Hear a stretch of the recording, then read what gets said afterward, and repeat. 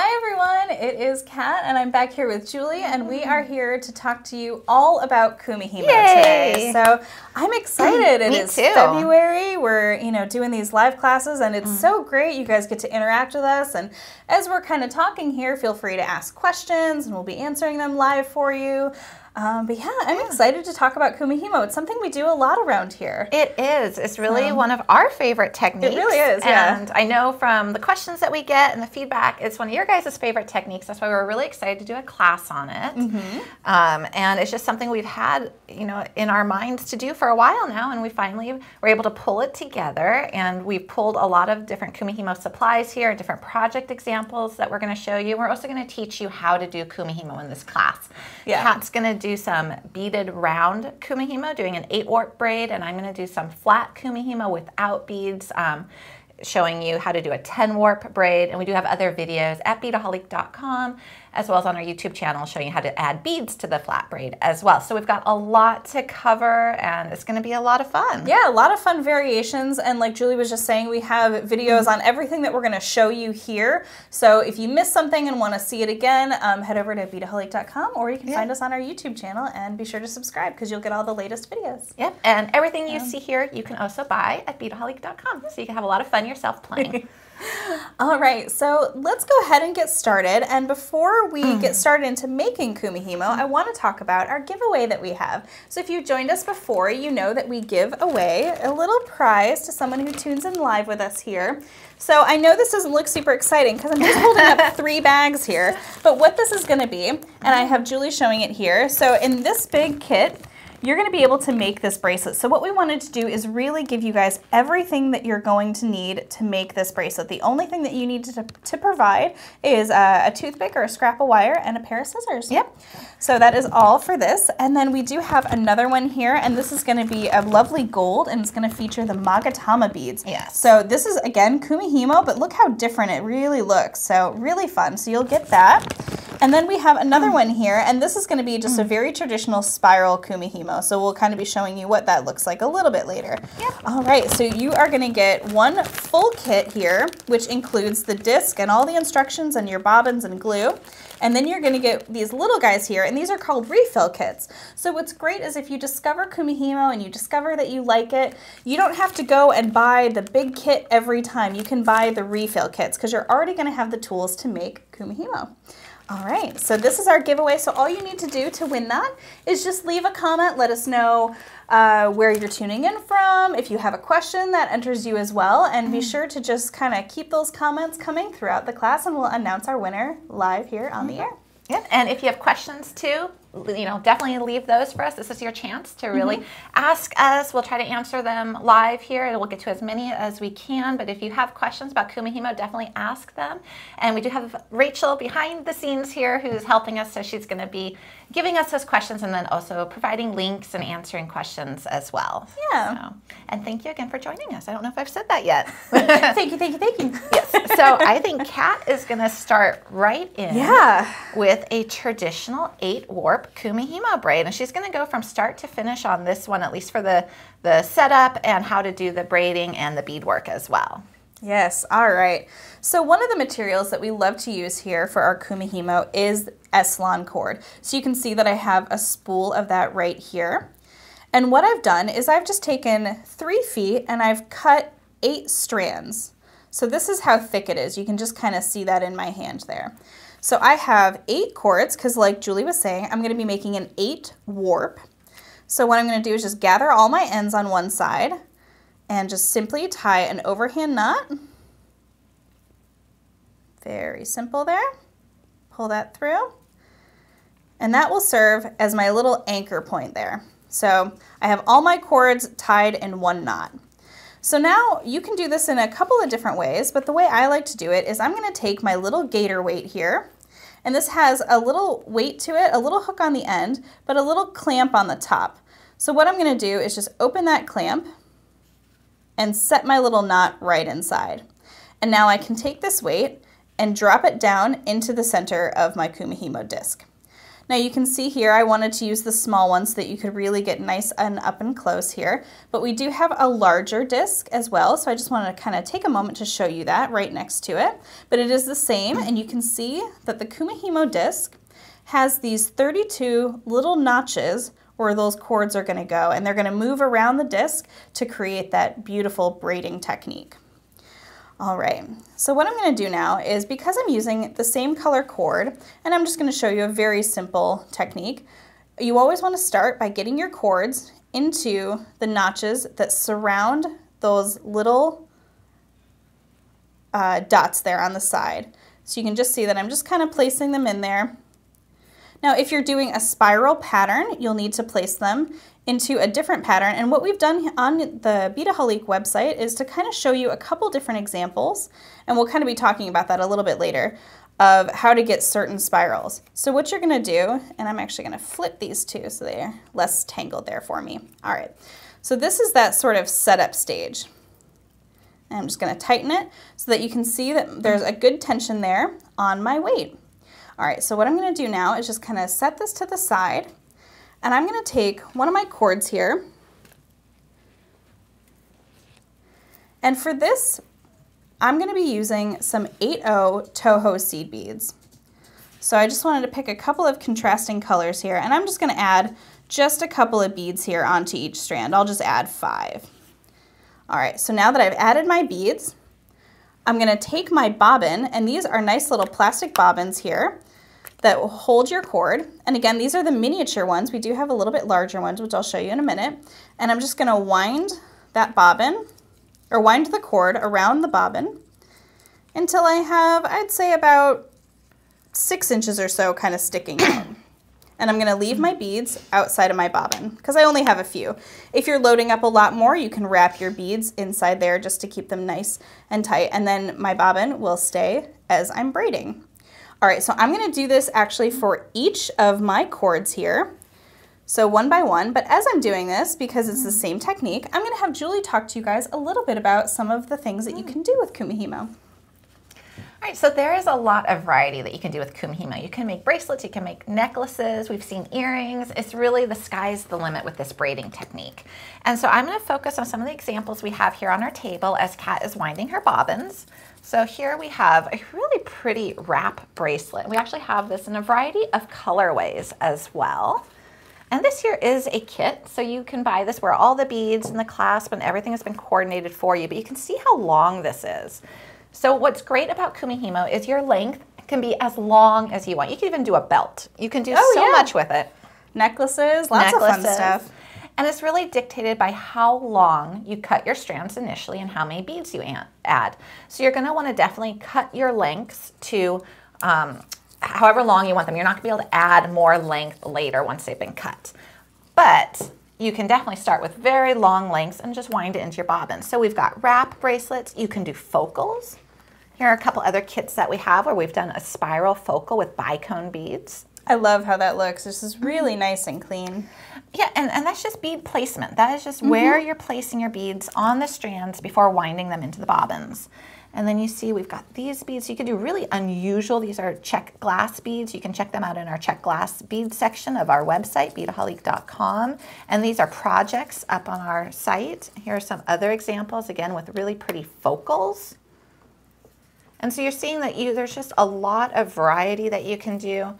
And of course, there's so many wonderful, beautiful beads out there that it's just really the sky is the limit. I'm going to show you these guys over here.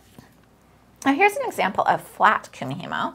So if you look at the braid itself, it is flat. It's not round. And that's what I'm going to be showing you in a little bit how to do. And then you see we've added beads to the center. We do have videos showing how to add beads to the center and then also how to add beads to the outer edge of flat Kumihimo. You can work with chain. So here we've actually just done the same exact technique that you're going to be seeing Kat do. We just started it a little bit differently because it's chain, and then we braided it in the same manner. So one thing that's nice about Kumihimo is whether you're doing beaded or non-beaded, the technique is actually the same.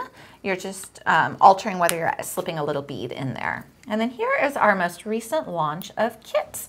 So these just launched today, and these are Kumihimo bracelets using a spiral pattern with these really pretty check glass beads and seed beads. And you can see they're different sizes because I really wanted to show that you can make these really whatever size you want. And they're just a really pretty design with a magnetic clasp in a bunch of different colors. And so when you get a kit, you're gonna get all the beads, you're gonna get the spool of cord, the S-Lon, the clasp. And then I do wanna point out here's a little quick tip as Kat is winding her bobbins. In this particular kit, you do get this little twisted wire needle. But if you are considering doing some Kumihimo with a bead that has a little bit of a smaller hole, you can just use a twisted wire needle, and I'll show you how that would work. Do a quick little demo here. So a twisted wire needle has a nice big eye to it, much bigger than a beading needle.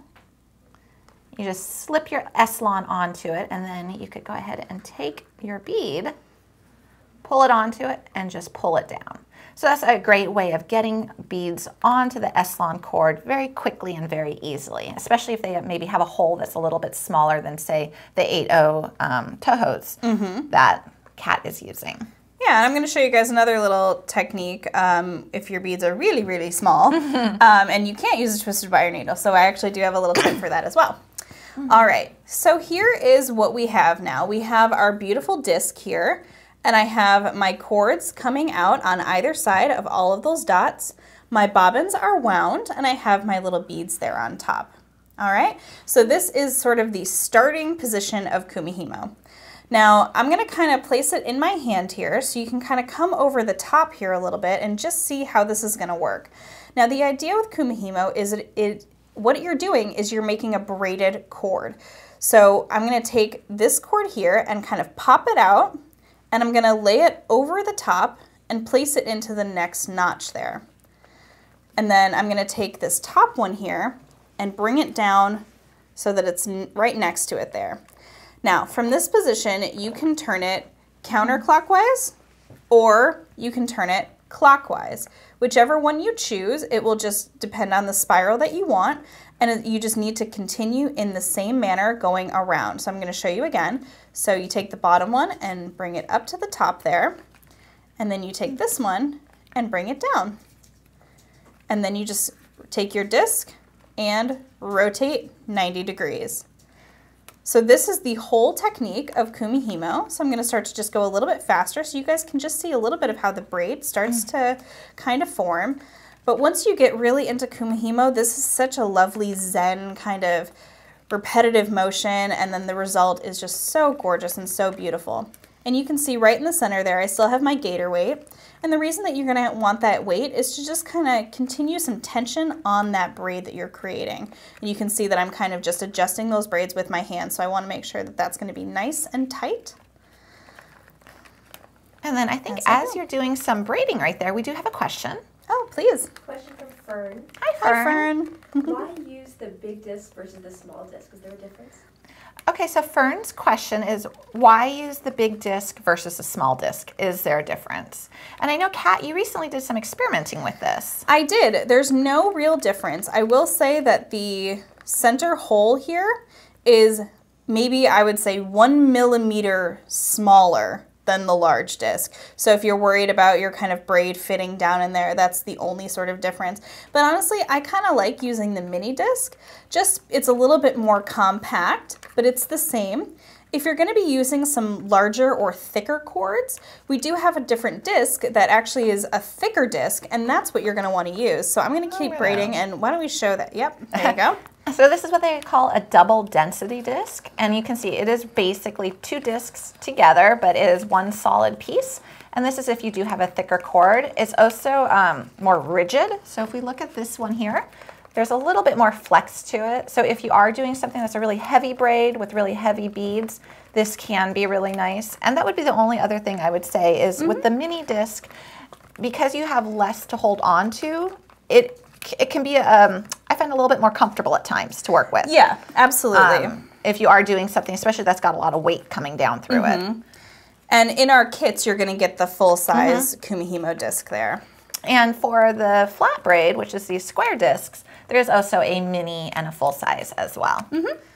So good if you're going to kind of travel. And one of the things that I like is I like to have something to do on the airplane, and of course you can't bring scissors or anything on the airplane, but you'll notice that there's no sharp objects in my braid here. So you could actually kind of preload this and put it in a bag and then take it on the plane with you and weave on the plane. Of course, once you get to your destination, you'll find some scissors. But you can actually do the full braiding portion and just leave your strand completed. And it's just something kind of nice, you know? It's just kind of very zen. It's very quiet. It's great to do. Actually, and that's a great tip because all your beads are contained once they're in the bobbins. I have beaded on the plane before. Yep. I did some beading on a flight to Hawaii. Oh, nice. And we hit turbulence. And my beads went everywhere. I was doing some bead embroidery, and I just had my beading mat and all my little seed beads. And now they're on the floor. Now they're on the floor. So actually, that's a really great tip because that would not happen if you had Kumi. Your disc might fall on the floor, but you would just pick it up with all the beads. Oh gosh, yeah. All right, so I'm coming to a point where I'm going to show you how to add on your beads here.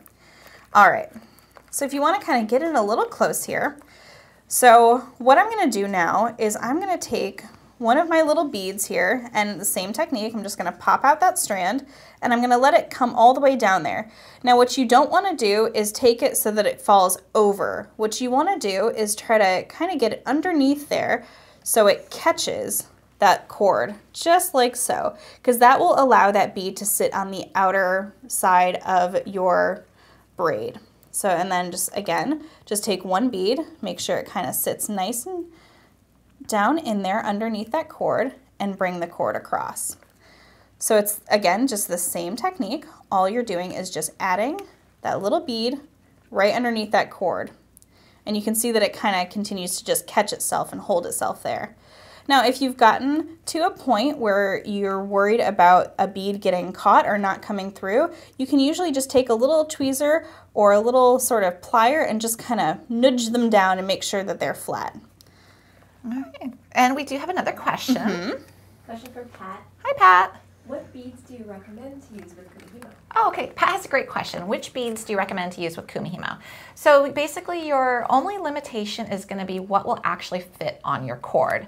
So if you're using a thinner cord, like we have over here some Griffin silk, which is a little bit thinner, you can use a smaller bead. But if you're, say, using, I know we use S-Lon a lot, so I would say a 10-0 Miyuki Delica will fit on here. That's, I think, what we have right here. In our kit. In our kit. You can do bicones. These are we've got Swarovski bicones. You can do Miyuki of the, so 10-0 Miyuki, sorry, the Toho 8-0s. You can do Toho 6-0s. You could do Magatamas. You can also do the Miyuki rounds in 11, and that's where I'm going to show you that little technique of making your own little needle, because that will allow you to use those. If you're just starting out, though, if you're brand new to Kumihimo, I recommend trying with S-Lon and the Toho 8-0 seed beads. That's what I'm using here. It's easy to see. It's easy to kind of put it together for yourself. That's what we use in our sort of basic Kumihimo kit. So that's a great place to start. And then Julie's right. It's just about experimenting from there.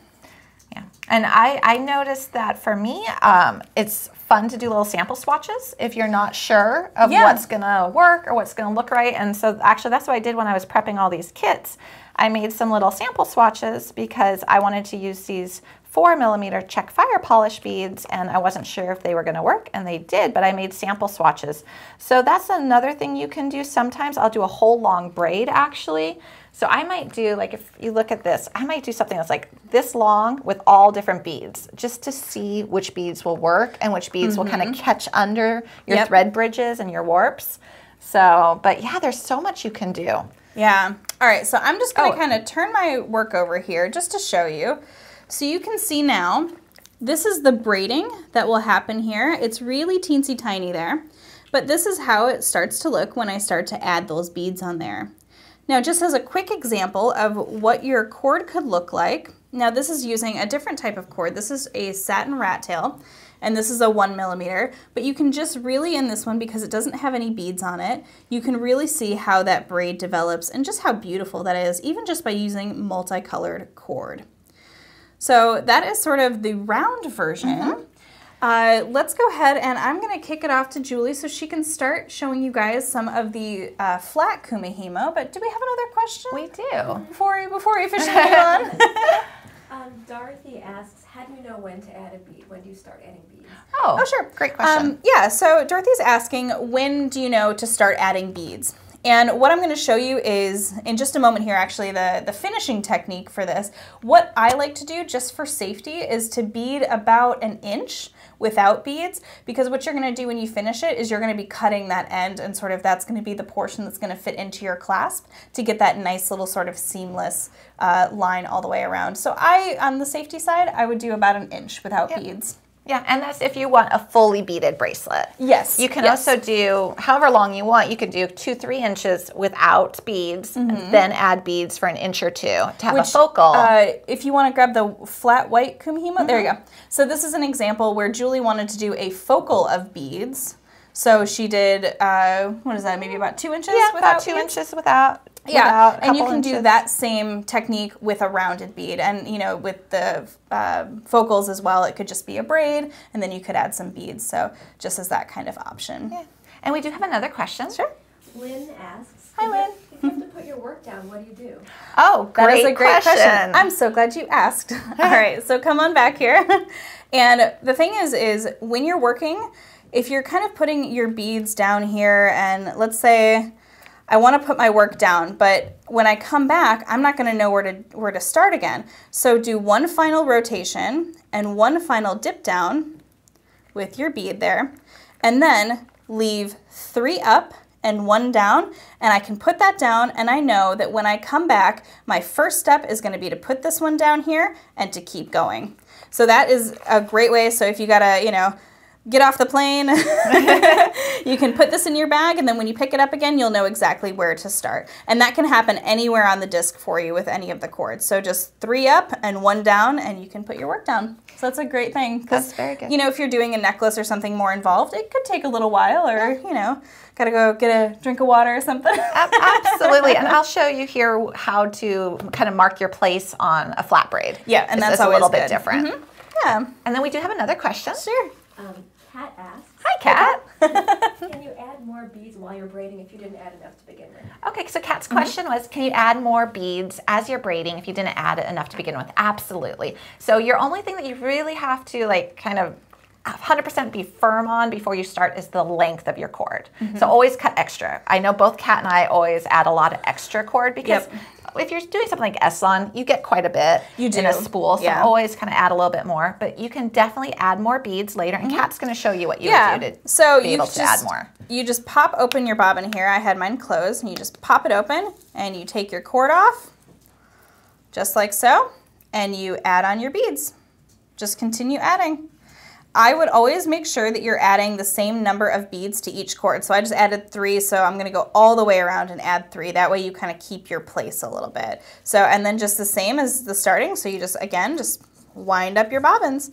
Yeah, so that's a great tip if you're not quite sure, if you're just kind of experimenting on how many beads on each strand. I also definitely make sure to write down how many you've added at one point, because it's really difficult to count the spiral and how many beads were on each cord. So keep a little notepad near you, say, okay, I added 20 beads to each cord. And that way you'll kind of be able to gauge, and that way you'll know for next time of like, oh, I just need to add 50 beads onto the cord to make my 6-inch bracelet, or whatever those beads and that measurement is for you.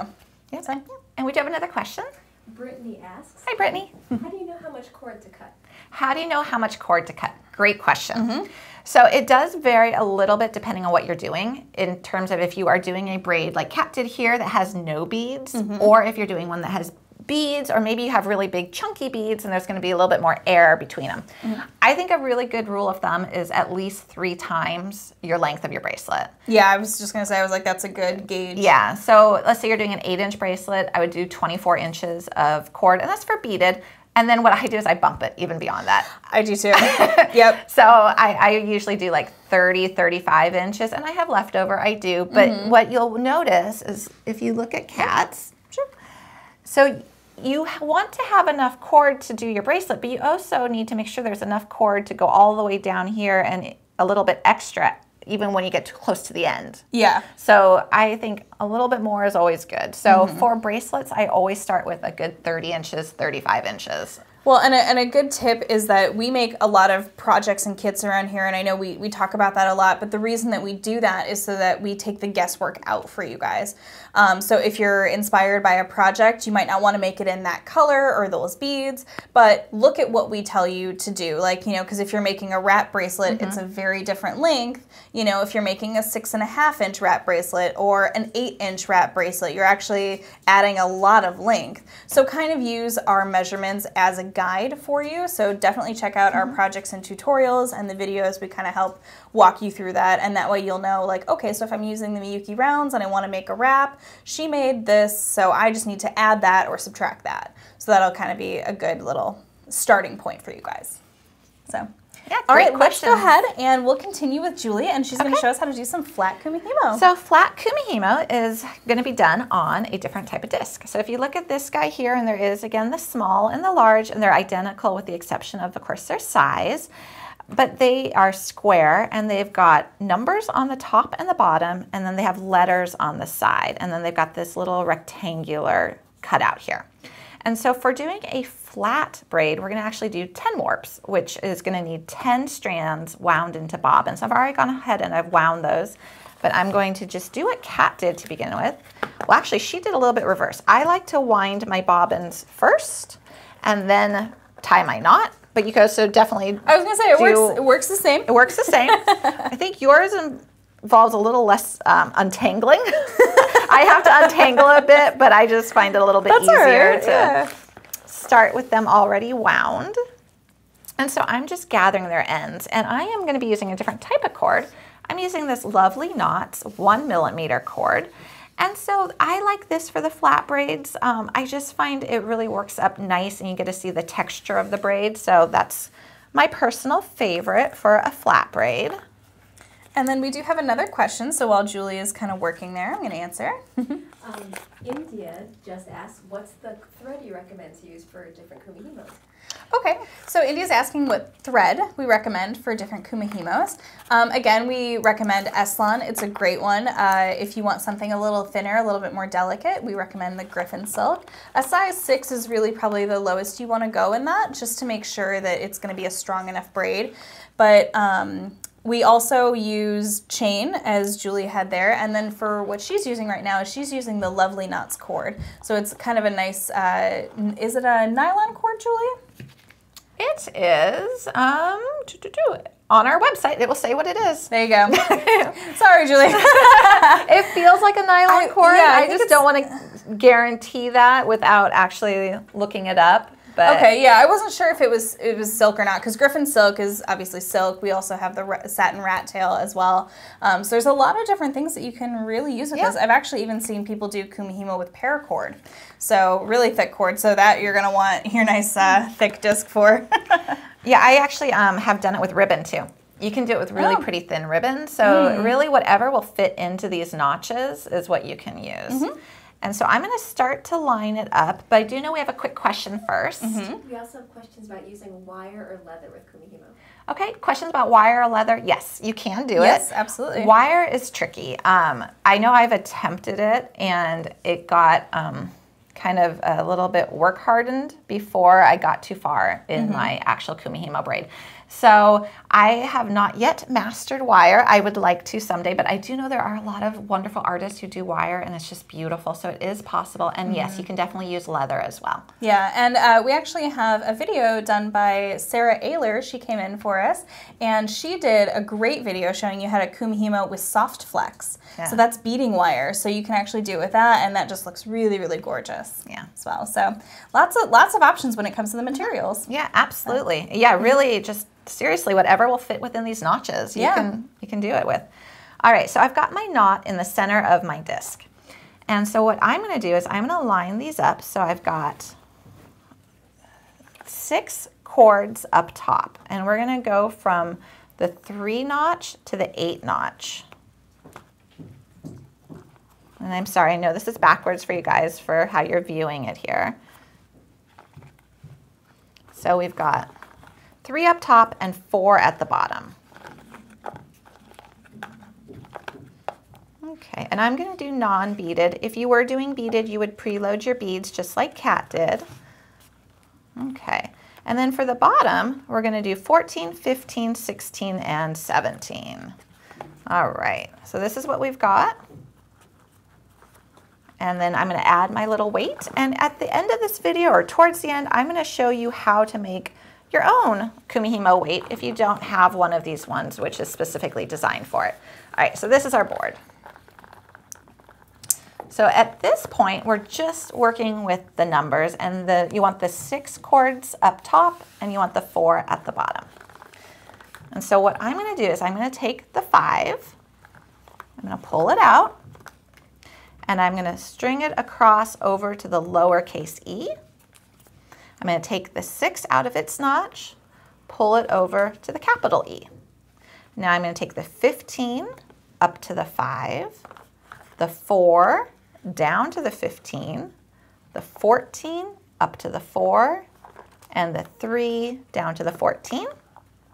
And so we just did the left side. Now we're going to do the right side.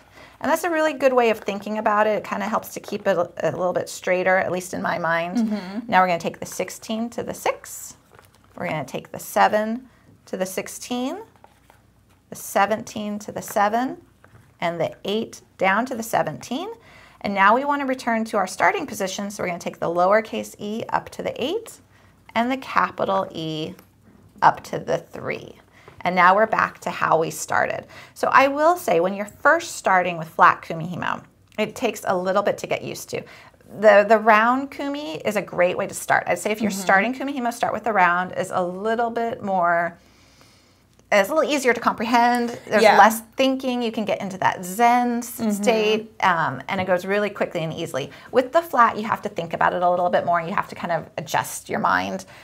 It does go quicker once you do a little bit of it. So I'm going to do a couple more rotations here so you can see it again, because it is a little bit more complicated than the round. So we're going to take the 5, and we're going to pull it over to the lowercase e, the 6 to the capital E, and now we're going to work on the left side. So we're going to go 15 to 5, 4 to 15, the 14, up to the 4, and the 3 down to the 14. We've done half of it again, so now we're going to take the 16 to the 6, the 7 down to the 16, the 17 up to the 7, the 8 down to the 17, and now we're going to pull that lowercase e up to the 8, and the capital E up to the 3. And if you needed to stop your work for any reason, this is where I would stop it. This is how you will know where you left off, because you've got the 6 up top again and the 4 at the bottom. Now, when you buy a Kumihimo disc or you buy one of our kits, you are going to get instructions. So you can also refer to our videos, of course, but you will be able to refer to something in written form to help you with this. Which is great, because everybody learns differently. So sometimes watching videos is harder for someone, and they need to see the paperwork of, okay, lining everything up and just seeing it. So we kind of offer lots of different ways for you guys to learn how to do this technique. Yeah. So I'm just going to keep braiding here for a little bit. I'm going to answer a couple of questions. Okay, you answer a couple questions, and then we can keep the camera on my braid maybe, so people can see this, because it is a little bit, but I won't talk, so Kat can talk. All right, so we can see this actually coming together. Several people ask, is Kumihimo always 8 cords, or can you do with more cords? Oh, that's a great question. So people are asking if it's always 8 cords, or can you do more cords? You can absolutely. You can do 12 is another popular one in round Kumihimo. Julie's actually doing 10 right now in her flat. There's a lot. I've seen people do it on much larger discs. So just to give you guys a little bit of background, Kumihimo is a Japanese braiding technique. So, we have our nice little foam boards now, but it started off and it was this big wooden wheel that had these notches, and they would just it would sit on the floor and you would spin it around. And I found a little cool fact that I wanted to share with you guys is that in Japan, back in the days of the samurai, they would actually use the Kumihimo braided cords for their armor, which I thought was kind of neat. So, but yeah, there's a lot of different variations. We're going to be working on some more videos to make sure that you guys know how to do a 12 warp, and I've even seen 16 and 24 warps with even larger things. So there's a lot of variations to these. But yeah, so that's That's one of the things. We just wanted to focus on the 8 because it's the most basic, so that you guys could really kind of use this as a Kumihimo 101 jumping off point to kind of get started. Yeah, I feel like I've done a 16 sometime in the last 7 years, but I don't remember what the project was, but I do know I've done more, and it's really fun. It's fun to kind of see what the different braid looks like and the different patterns. All right, so I'm going to stop and just show you how this is starting to come together. It's pretty cool looking. So you see that it's that braiding and that knotting in there, and we're just starting to kind of see what this is going to look like. So I'm going to just keep going for a little bit more so that I actually have enough to show you how you would finish an end. So I want to be able to show that before this class is over, because that's an important component. So I'm going to keep going. I'm actually going to pull this back a little bit because this is how I like to braid. If you can see this, I usually braid like this so that my bobbins have more room to hang. So while Julie is continuing her braid, I'm actually going to show you how to finish off the round braid. So I've already beaded a good portion here, and I did this sort of off camera so that you guys would really be able to see. So you can see that I have about a good inch of that non-braided portion on either side. Now you could just make this a nice little focal, or you can cover up that, and I'm going to show you a technique to do that. Now, just to give you guys a little bit of a guide, what Julie was saying earlier with swatches and trying to determine length, just so you guys know, I started, and this was 15 8/0 Toho seed beads on each cord, and this gives me about, I'd say, 2 1/4 inches here. So if I know that that's sort of my scale that I'm working with, I can create bracelets and then kind of create a formula for my sizing that I want if I'm going to be using the same cord and the same size beads. All right, so what you're going to do to kind of take this off of your disc is, now you can see that I left mine with 3 up and 1 down, so go ahead and finish that last little braid there. And now I'm just going to take my, you can use snips or scissors, and I'm just going to kind of cut my bobbins off here. Just going all the way around and just cutting them off. All right, so I can move those guys aside. And now I'm gonna kind of take my fingers and pinch them up there. And what I'm gonna do is I'm just gonna pull my braid through. Now I'm gonna take those cords and just tie them in a little overhand knot. Don't worry, it doesn't need to be pretty. We're gonna be cutting this off later. And gather them up and just doing another little knot just to make sure they are nice and secure. All right. And now, of course, we can un-gator clip and set that aside. So this is now, let's pretend this is my big finished bracelet. So what I want to do is I'm going to be using this magnetic clasp here. And the reason that we like to use these clasps is that you can actually see that it's about the same size around as my cord here with the beads. So we wanted to give a nice little sort of sleek finished look. All right, so anytime you're working with a magnetic clasp, the thing that we tell you first is to separate that clasp, because if you try to glue it together, you might have a little glue seepage and you might actually end up gluing your clasp together. So always set them aside and far apart from each other. All right, and for this I'm going to be using E6000. You can also use super new glue, which I have on my table here as well. Oh, bless you. Sometimes we sneeze. All right, so I'm just gonna put a little E6000 onto my table here. And what I'm gonna do is kind of prep this here. I have my little toothpick there, but to be able to fit this inside there, I need to build up this cord. So I'm gonna actually take the cord off of one of my bobbins here that I had a little extra on, and I'm gonna slip it underneath, and I'm just gonna tie a little knot there. And I want to get that knot right up close to where those beads are, right there. All right, and now take that small end here. Sorry, I'm right-handed, so I got to flip it around for myself. And now I'm just going to take this cord and I'm going to kind of wrap around. And what I'm doing here is I'm just building up a little bit of bulk to glue into that well. So just kind of wrapping it around. And as I'm going, I'm going to kind of just make sure that it's nice and even. And I'm going to take a moment to stop there. I'm going to tie a little overhand knot just to make sure the cords are good. There we go. Little knot there. And probably a few more wraps.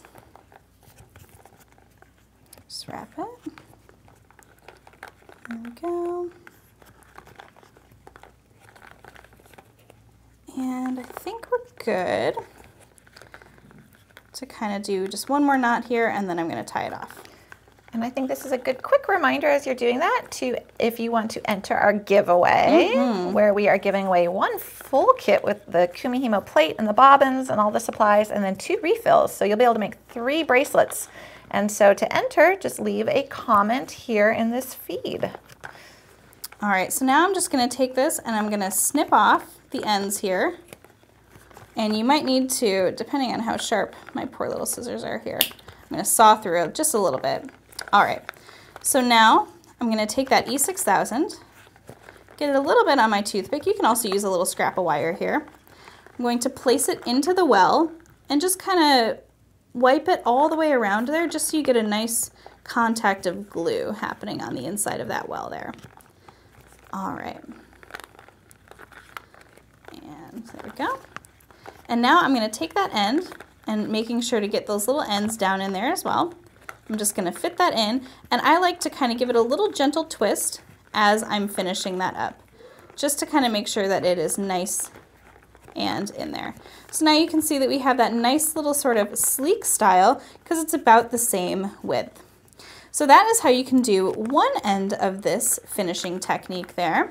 And then Julie's going to show you another little tip to kind of finish the other end if you don't want to use this sort of magnetic clasp. We have a lot of great clasp options. And actually, I'm going to show you a couple here while Julie's still doing a little bit more braiding. And we do have actually another question. So let me get to the question first, and then I'm going to show you some more of our clasp options. Question about clasps. Question about clasps. It's like you knew. We're asking, how do you know what size clasp to choose? Sure. So again, I recommend kind of looking at some of our projects. So what you can see here is this is the same clasp, and I'm going to bring this up here so you guys can see this kind of side by side.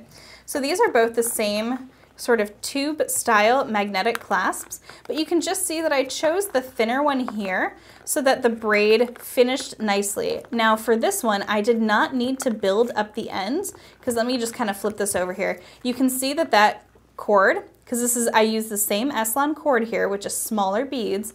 So what you're actually seeing is you're seeing a very similar width. And what you can always do is you can use a pair of calipers, and you can kind of measure the braid that you have here and match it to the clasp. But I wanted to kind of build this one up so that it matched the width of the braids there. So that's one idea for that.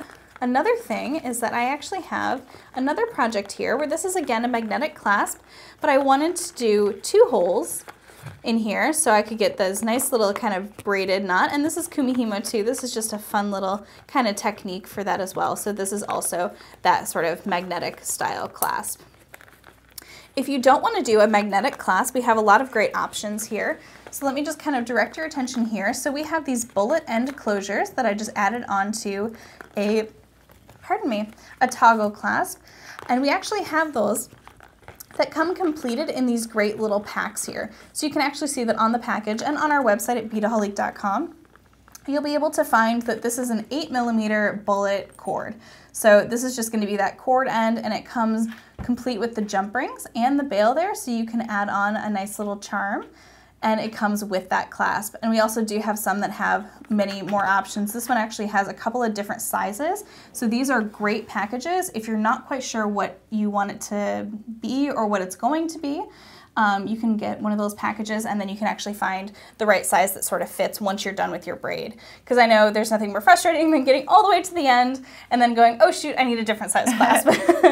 But again, look at the projects and tutorials that we have to kind of help get you started to figure out what fits in what. That's a great tip. And I can show you right now how you would do it if you wanted a little bit more of a slender clasp.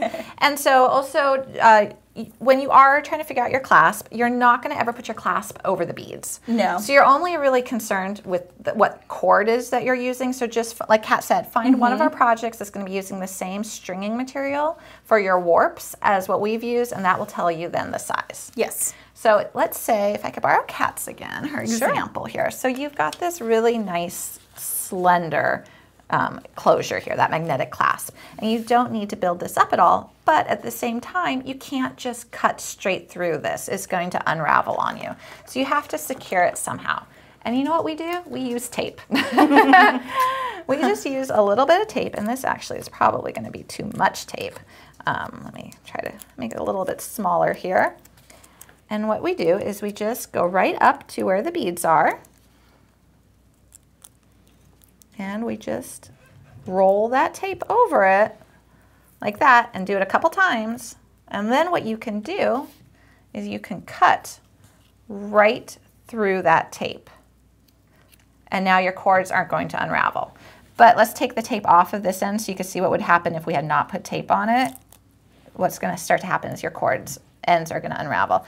And then what you could do is you would just fit this inside of that. So I would cut this a little bit smaller, and it will just fit inside, and you would add glue. And you'd make sure that on this case, because you have the exposed ends right here, that you have a lot of glue sitting at that base. Yep. So that it's gonna grab those cord ends. And you would just use, again, like an E6000. And you can cut this to any size you want, so it'll fit in there. So that would be how you would finish it if you do have a smaller, narrower clasp. So those are a couple different finishing techniques. A lot of great options when it comes to finishing with clasps. So, and then, you know what, I can show you right now too how you would finish the flat. Oh, great. So, okay, so here's what we did. As Kat was talking, this is the flat braid that I made. And so you can see that that went pretty quickly. I was able to do a couple inches. I was going to say, that was really fast, Julie. Yeah, that did not take very long. So now I'm going to take this off of my board. And I just cut them off. Do the same. Of course, I think if you're working with a material that's maybe a little bit more expensive, or you have less of, you'll be a little bit more cautious. But for like this lovely knots, you get, I think it's 50 yards in a package. Yeah. So I tend to try to make life a little bit easier on myself and just give myself a lot of room. I'm going to take the gator weight off. Okay, and then I'm just going to tie it. So all those 10 warps. Okay, so here's my little sample swatch now. So that is the flat braid. I'm gonna get rid of all of this. So let me show you what we're aiming for. So I like to finish the flat braid with these little ribbon ends. And so these are nice because they come in a variety of finishes, and they just go over that braid really nicely. So what I tend to do is I take a piece of plastic. In this case, I'm just going to use a plastic bag, a Post-it, toothpick, and some E6000 glue. And I'm going to lay that right down on my plastic, and I'm going to pop the seal on my E6000, put some down. Okay, and then I'm going to take the glue, and where I'm going to want my clasp to be, I just smear the glue over. And I try to push it into the fibers of the braid. And I do the edges. And then what I do is to make that glue seep in there even more, I pull it. I just pull right where that clasp is going to go. Or I guess it's not a clasp, it's a cord end. You would attach a jump ring and then magnetic clasp or whatever you want to do. If you look again at our sample, which went right here, you see we finished it with just a couple jump rings and a magnetic clasp. But that's really good to get the glue nice and down in there. It's kind of sealing the ends, which is something that you're definitely going to want to do for the life of the piece. Absolutely. So here we go. And I'm going to just pause for a minute while that side dries. It's not going to take that long. And then if we want to, do we have another question? We have a question. We have a question. We'll answer a question. Good timing. Good timing. Kat, would you talk about the bracelet you're wearing? Oh, I would love to. All right, so this is one of those flat Kumihimos, and this is one of those kits there. And all I did is I've gotten really into the stacking and layering, so I added one of the adjustable bangles here. And this is actually another one of our kits that has a nice little Swarovski Rivoli there, and I have my little birdie and my little arrow there. So I just kind of added it together to make a nice little stacked piece. But this is that flat Kumihimo. And in those kits, you actually get a triple wrap and then a single wrap. So today I'm just wearing the triple wrap here on my wrist. But I love it looks so boho and just so fun. And I just, personally, I love the red and the gold together. It's just so striking. So I wanted to just add a little extra sparkle here with some Swarovski. And these are some beautiful nun design charms that I have here. So that's what I'm wearing today. All right, and good timing. I'm going to go and continue Wonderful. on how to show you how to do this. So normally I would let this glue a little bit longer, but we are going to go for it anyways. We're live. We're live, and I don't want to make everyone sit here too long. So I'm going to flip my piece over, and I'm going to apply glue now to the other side. And I'm going to look and take note of where I had my glue line so I can have it in the same spot on both sides. And again, I'm really just pushing that glue into the fibers, into the braid, trying to make sure I'm getting the edges. And then I am pulling it. I don't know why, but I find that pulling it really helps. I don't know, it just kind of makes it seep in there, really get in between. All right, and now this one I do have to let dry for a few minutes before I cut it and add my cord in. So I think this is a great time to show you how to make a homemade Kumihimo weight. So we're going to let that dry. Yeah, so in case you don't have a Gator weight, Julie's going to show you a couple of different ways that you can kind of make your own. Yeah, absolutely. So I love these. These are great. They actually come in a couple sizes. Yeah, we have a little bit of a bigger one, so if you're using some thicker cord, you're going to want a little bit more heavyweight. But even you can see on the little one there, he does have a little hook on the end, so if you need weight, you can actually add what Julie's about to do to create more weight if you need it. Exactly. And if you are interested in these are available at beadaholique.com along with everything else you see here. But if you want to make a homemade weight, let me show you a couple different options. So I'm just going to take some of that cut cord that I use. You can use any cord. And the basic principle is we just need something to grab on to the tail end of our Kumihimo braid and to weigh it down so it feeds nicely and evenly through the hole in the disc. And so I'm just going to show you two different options. Sorry, as I grab my supplies right here. All right, so, all right, option one. So here's your binder clip. Flip it like this so you can easily just squeeze it open. Take your cord, it can be S-Lon, it can be this lovely knot cord, it can be anything. Tie a couple knots around it. Tie that to the little end of the clip.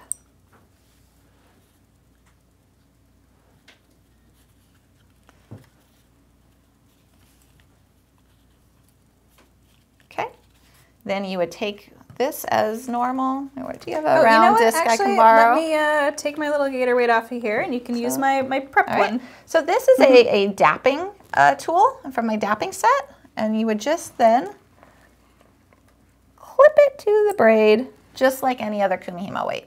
So that is one option, and you can of course adjust the weight. Woo, woo. Okay. Another option is I just pulled the coins that I had in my wallet. And I'm just going to fill my little bag that some beading supplies came in. Yeah. And you can put as many or as few as you like. Zip up that bag, and we're just going to take another length of cord, tie it around the bag. So we just made a weight. Yep. And that's all you're really striving for, is you're striving for that weight. Now I will say I do love my Kumihimo weight that is pre-made. If you do a lot of Kumihimo, I would suggest just investing in this. It's not very expensive. I like it because it's so small. So you don't ever have it interfering or jostling. But this definitely works too. Yep. And then again, just your binder clip. And attach it to the end.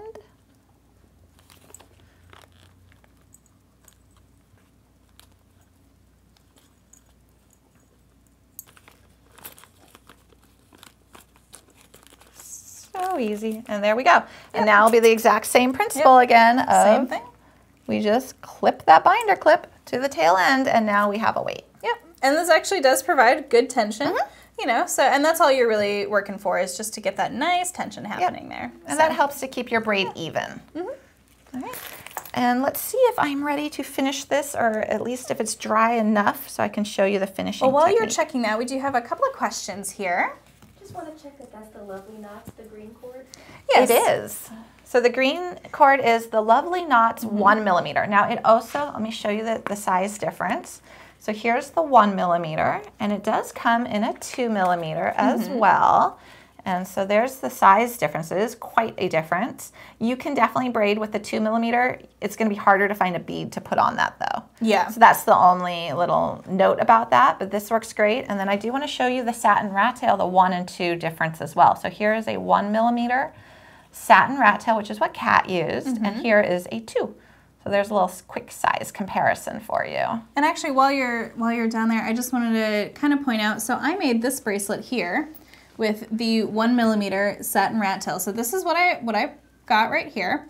This is the braid that comes out, but what's nice is on the back of the packaging, they actually kind of give you a little pattern to do it for you so that you can get that nice color gradation with each of the 4 different colors of cord that's in here. So they make it really nice and easy for you. So if you're, again, looking to find a jumping off point for your Kumihimo, that's a great place to start because then you get to see the braid develop and the pattern as well. Okay. We have another question. Question from Randy. Hi, Randy. Can you make a bangle bracelet without a closure with Kumihimo? Oh, the question is, can you make a bangle bracelet without a closure with Kumihimo?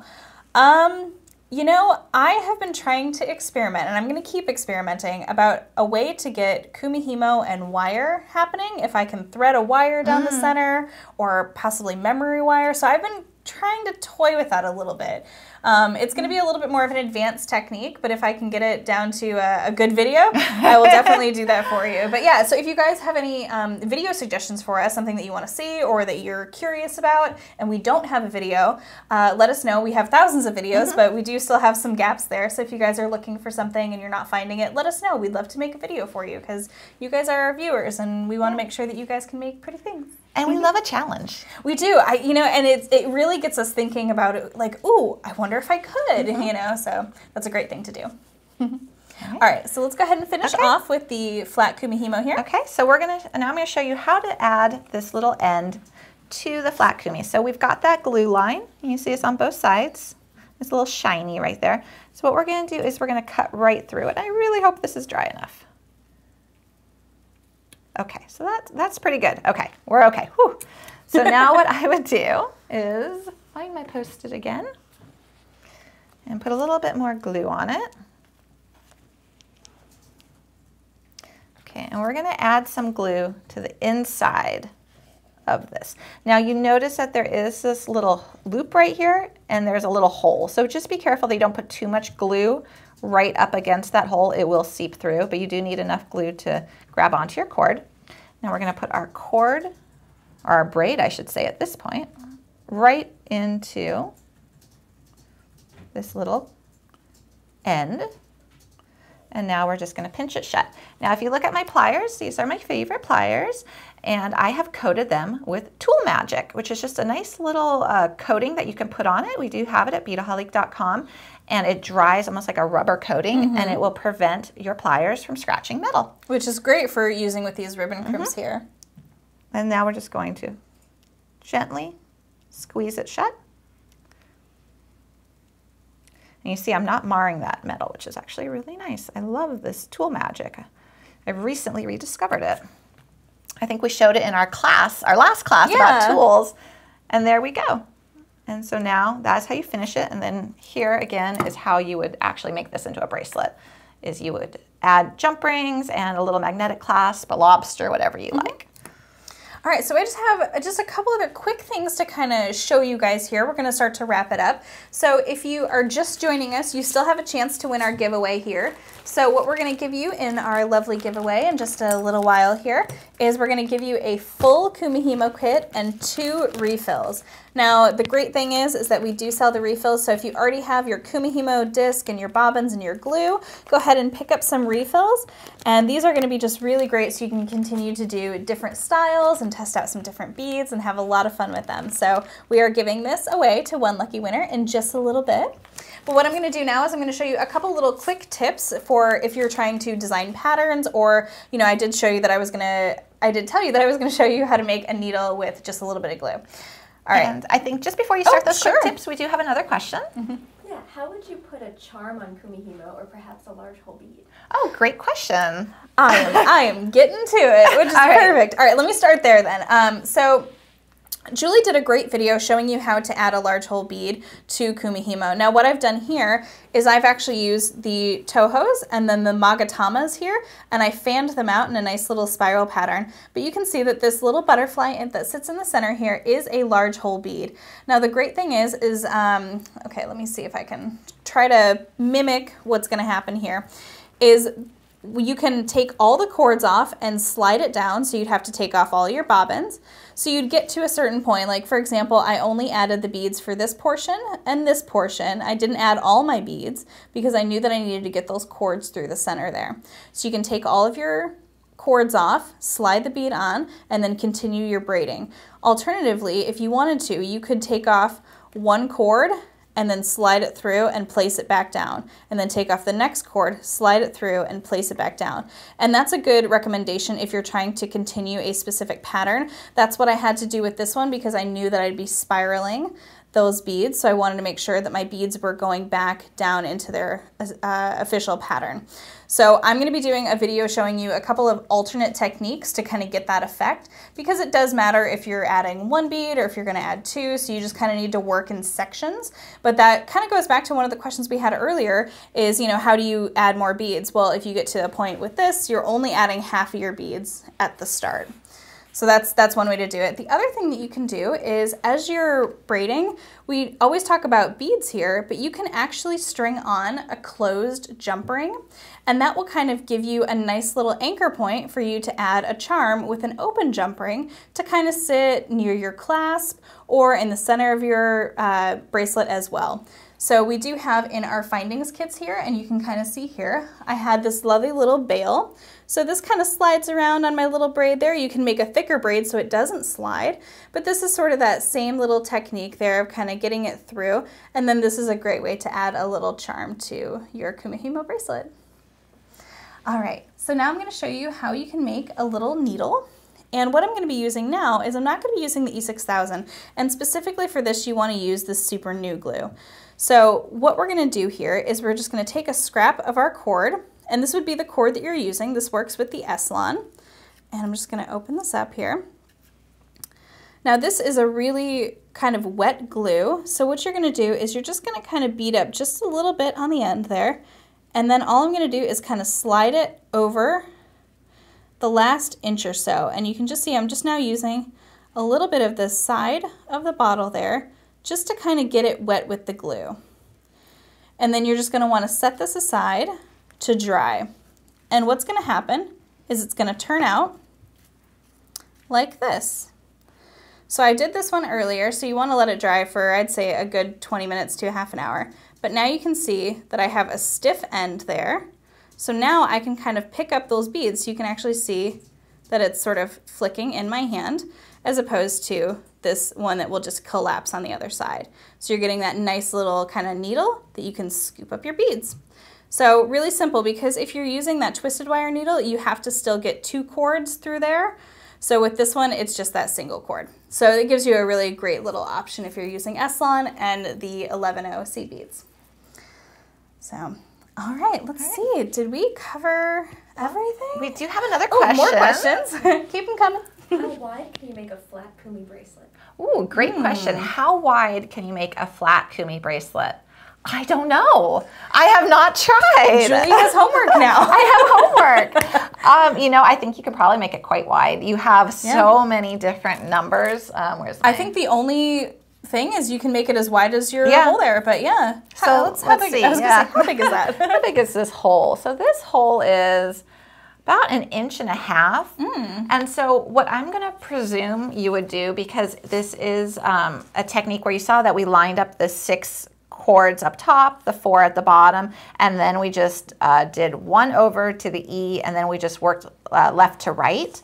My best guess is you're just going to start with more cords up top and more at the bottom. So maybe 8 and 6, or let's see, 1, 2, 3, 4, 5, 6, 7, 8, 9, 10. You have 10 notches. So probably like 10 and 8. I don't know. I'm going to experiment though. Now I really want to try it. I was gonna say, you know, you could probably get fairly thick if you started to use leather cord, like a 2mm leather cord, just because it's gonna be a little bit stiffer, so it's gonna probably be a little bit more of an open weave, as opposed to what Julie was doing, which was really nice and tight and braided. So it'd be good to experiment with, and I'm excited to see how that's going to turn out. I am too, because I do know I've done like a 12 and a 16 warp on the round, but I haven't ventured beyond a 10 on the flat. So I think that's a great question, and I will experiment. I'll let you know what I find out. Yeah. So last little tip before we officially do our giveaway here is if you are doing a pattern and you want to kind of, you need to number your bobbins, one of the things that I like to use is blue painter's tape because it won't add any stickiness to your bobbins. Alternatively, what you could do is you could have your set of bobbins and you could sort of Sharpie on the back here. So you could number them 1 through 8. And that's a great way to sort of keep in mind so that if you do figure out that you lose your place, again, I'm always writing down, okay, on cord 1, I did this, on cord 2, I did this. And, you know, especially if you're doing a spiral pattern, that's really helpful to know, like, when you're going to take it off and put it back on so that you know that if it goes around in 8, you got to get back to that point before you take anything off. So, again, just another little tip. And, you know, so have your Scotch tape, your painter's tape, your toothpicks, and your bag of pennies. Grab all your supplies. We have all of our little Kumihimo hacks and stuff because we've done a lot of it here. And, you know, it's really such a fun technique. I definitely encourage you to try it out and test it out and let us know what you guys find. If you do something, be sure to tag us on Instagram. We love to share that stuff. And we love to see what you guys are working on. So it's a great way for us to kind of get a little customer gallery going and share what you guys are working on. Yeah. And we do have another question. Julie, can you quickly talk about your earrings? My earrings, which are wonderfully jingling here. So actually, Kat designed We're wearing these. each other's designs today. We are. So I'm going to take this off. So this is a kit, and it comes as a full kit, which includes the loom, because these are done on the loom. And this is a pair of loom statement earrings. You can see it has that really beautiful Swarovski crystal. And Kat did this where she did a whole bunch of different patterns. And so I'm wearing the black and white version. I don't remember the exact name of this particular one. That is the Helsinki. Helsinki. Okay, so I like to go international with my names. But they're beautiful earrings. They're very comfortable to wear. I've been wearing them for this whole class, and I really haven't, except for when they jingle and I kind of feel them move, I haven't noticed that I have them on. So, but they're beautiful statement earrings, and Kat just did such an amazing job with all the patterns and all the colors. And there are nun design findings, which are just so beautiful. So they were really fun to make. Yeah, I really enjoyed that. Yeah, I like bead looming too for the tiny beads. Yeah, it's such a fun technique, and I like these too because you can just get the refills if you already have your loom. But if you're new to it and want to make these and you don't have the tools, you can also buy the full kit with the tools. Yeah, I'm really excited that we can offer you guys refills because it allows you to buy one full and then buy the other refills so that you don't have to keep having, because otherwise I would have a stack of Kumihimo discs at my house. I know, I think your mom would too. Yes, she would. Hi, Mom. All right, so I think we're ready to do our giveaway. All right. So let's find out who our lucky winner is. Yeah. And our lucky winner is Fern M. So congratulations, Fern. Yes, and all you need to do is just email our service at Beadaholique and we will get your information to send this lovely gift out to you. So congratulations to Fern who won today, but if you did not win today, be sure to head over to beadaholique.com. We have all of our kits, our brand new kits that are launching today. So those come in full kits and refills for you guys. Absolutely, and keep posting questions to this post. You know, even though we aren't going to be live, we're still going to be checking back, and you know, give us some video suggestions if you have them. If you have questions, you know, following up from this, please go ahead and leave them there. We are going to be answering them. So so thank you so much, you guys, and email customer service for the winner. For Fern. So Fern, go ahead and email customer service. All right. Thank you so much, you guys. Have a wonderful weekend, and we'll see you back here. We do these classes the first Friday of every month at 10 a.m. Pacific time. So we'll be back in March for something new and exciting. All right. Have a wonderful weekend, everyone. Bye. Bye.